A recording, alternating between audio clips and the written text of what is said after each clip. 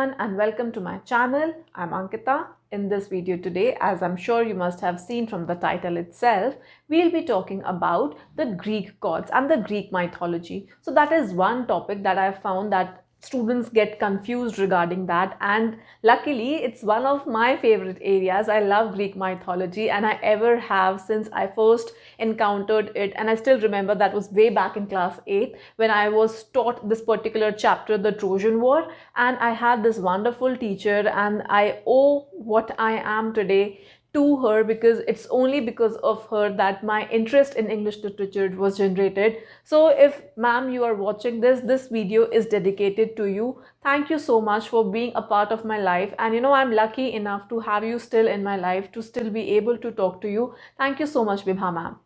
So let's start. So Greek mythology, okay, Greek mythology, remember that is super important when it comes to English literature, because there are so many references one can find in so many English literature texts that pertain to Greek literature. And if you do not have the idea about those figures, then you will feel lost while reading English literature, more so when you are reading romantic literature, okay? So let us start from the very beginning. Remember, first of all, there was void. There was nothing. Void or nothingness or chaos. And out of that chaos were born, or out of that chaos or void came heaven and earth. And this heaven and earth, इनका नाम Greek mythology में क्या दिया है? Greek mythology में सबसे पहले remember, on top there is void. You can take a pen and paper and you can start noting that down if you want. And as you can also see on the screen, so on top there was nothing, void or chaos, and out of that various entities or primordial gods, you can perhaps say, they came out of that. One of them were heaven and earth. So in Greek, that heaven is referred to as Uranus. So there are variant spellings, one of them being this Uranus, Uranus, and earth. Earth also came out of that nothingness, out of that chaos or void, and that is called Gaia, Gaia, Gaia. So remember these two. These are the two that you must remember, Uranus and Gaia, heaven and earth. So when these two mated, when these two had sex, out of that, these were the first generation of gods, okay, the first generation. So I'm just going to write this first generation here. Then out of that, out of their union came the 12 titans. Now titan is a word I'm sure you have heard, not in relation to the name of the company of the watch, but in general in relation to Greek mythology, because if you know, then Prometheus is a very famous titan. So out of the union of Uranus and Gaia came the 12 titans, and out of these 12 titans, 6 were male titans and 6 were female. So first generation was Uranus and Gaia, and then out of their union came the 12 titans. So 6 were male and 6 were female. So there are various other titans, but the one that you must remember are the two most important ones, apart from Prometheus, of course. Then the two important ones are Cronus and Rhea. Cronus and Rhea. Cronus is again can be spelled variously. One of the spelling is Cronus. Sometimes it also spelled as Cronos, which means the same thing. Okay, Cronus and Rhea. Rhea, Rhea. So these are the two most important titans. Why? Because out of the union of these two will come the Olympian gods. Okay. Now what happened was that there was a prophecy that the children of Cronos, that when Cronos will have children, they will be the one to overthrow Cronos. So when Cronos heard that, when Cronos came to know about that, he was disappointed and he did not want that to happen. So what he did was, when his children were born, he ate all of them. Okay, and looking at this, when when his wife Rhea, when she saw this, of course she was distraught. No mother would want that. And she was distraught and she called out for help. And she called out for help to her mother, who was Gaia. Remember, Gaia is the mother of Rhea. So she called out for help to Gaia. So what Gaia and Rhea did was, when the next child was born, what they did was that they hid it. And how they hid it? They hid it on an island. And when Kronos wanted that child, what they did was they wrapped a stone in a blanket, and Rhea, she gave that stone wrapped in a blanket to Kronos, that this is your child. And Kronos, he did not see that, and he just ate that child also, and he thought that he has got rid of the child. Now all those children were inside Kronos, okay, and the child that they hid, that Rhea and Gaia hid, he was Zeus. Now I'm sure again you have heard Zeus. He is like the god of the Greek gods and the Olympian god, okay. So the child that they hid was Zeus, all right. Now that Prometheus, okay, I told you that name, Prometheus, right? He's the god of fire, and he had the gift of foresight. So he was the one who helped these Olympian, who helped Zeus in defeating Kronos. So when time came, तो जो Prometheus था, उसने Zeus की help करी ताकि वो Kronos को हरा सके. And that is how Zeus defeated Kronos. Zeus had siblings. Zeus had 5 other siblings, and so 2 brothers he had and 3 sisters he had. So again, remember, सबसे ऊपर came chaos or nothingness. Out of that nothingness were Uranus and Gaia. Uranus and Gaia, heaven and earth, out of their union was born Cronus and Rhea, the titans, the second generation of gods. There were total 12 titans. So out of those 12 titans, 6 were male and 6 were females, and 1 was Cronus and the other was Rhea. And out of their union came the third generation of gods, the Olympian gods, okay.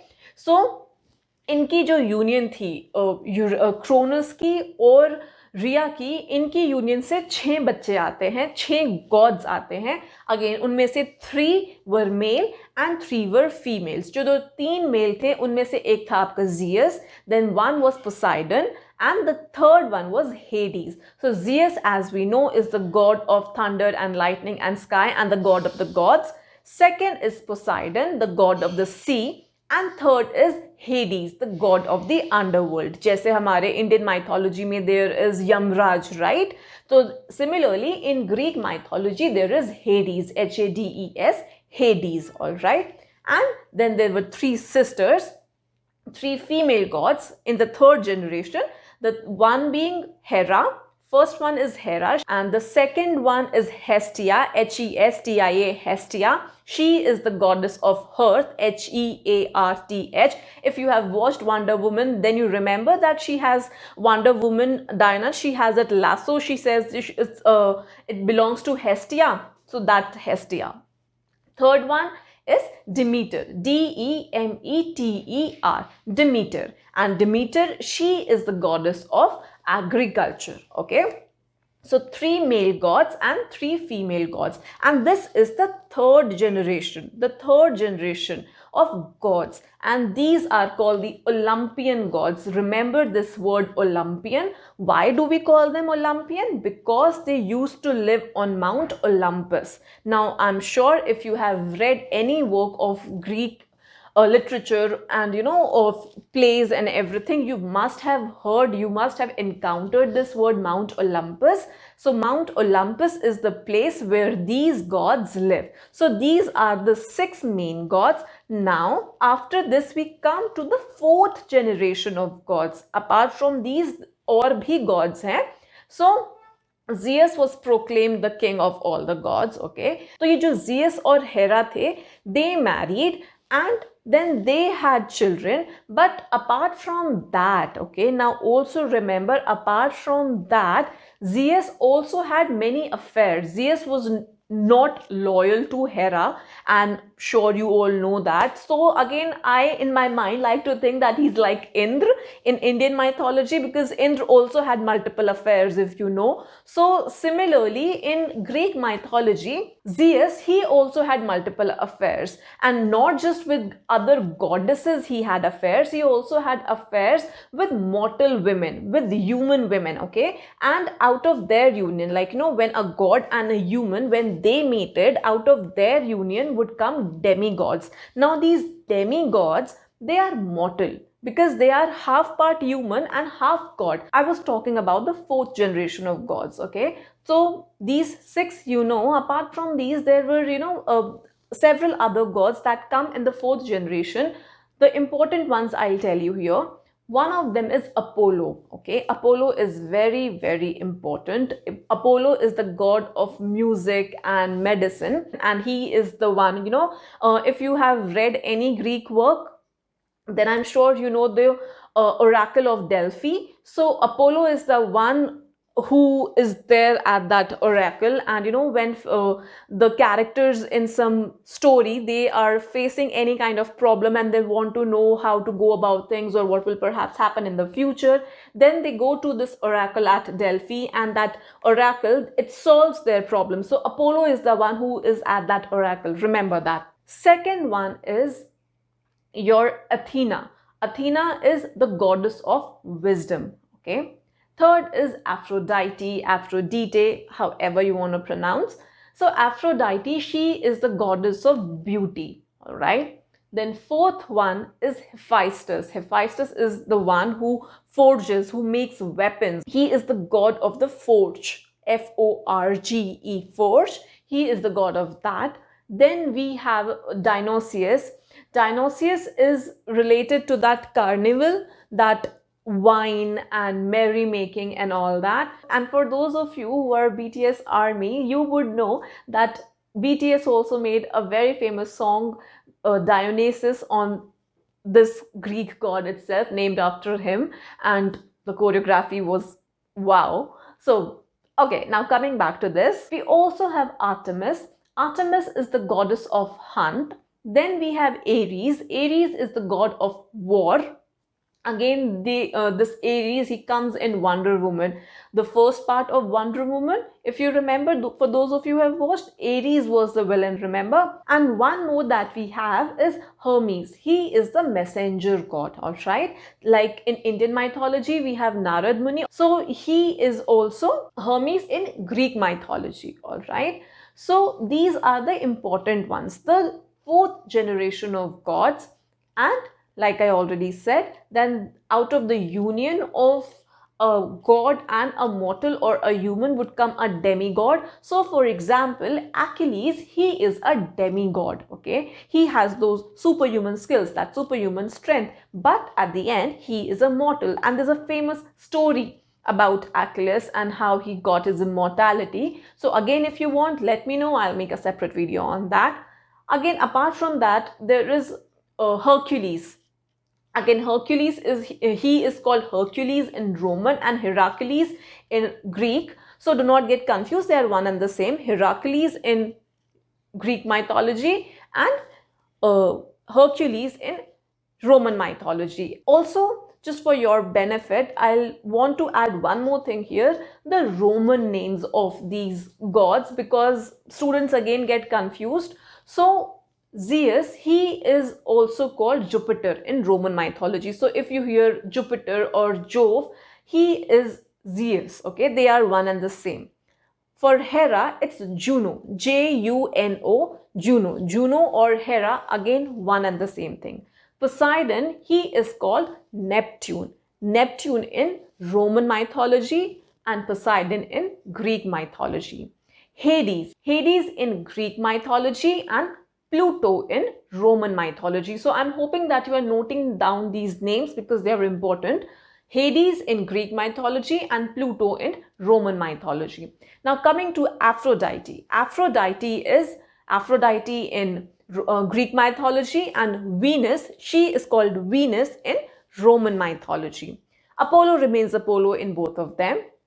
Again, then we have Ares. Ares, A-R-E-S, Ares, the god of war. That is called in Greek mythology, and Mars in Roman mythology. Then we have Athena. Athena, she is called Athena in Greek mythology, the goddess of wisdom, and Minerva. Again, remember Minerva McGonagall, Harry Potter? So Minerva, she is called Minerva in Roman mythology. Then we have Dionysius. Dionysius, he is called in Greek mythology, and Bacchus, he is called Bacchus in Roman mythology. One and the same thing, totally one and the same thing. Last, we have Artemis. Artemis, the goddess of hunt, she is called Artemis in Greek mythology, and Diana in Roman mythology, Diana Prince. Again, remember Wonder Woman? So Diana, Artemis and Diana, one and the same thing totally. Also, we have Hermes. Hermes again in Greek mythology, and Mercury in Roman mythology. All right. So yeah, these are the most important ones that you should remember. I hope I was able to clarify things to make things a bit easier for you.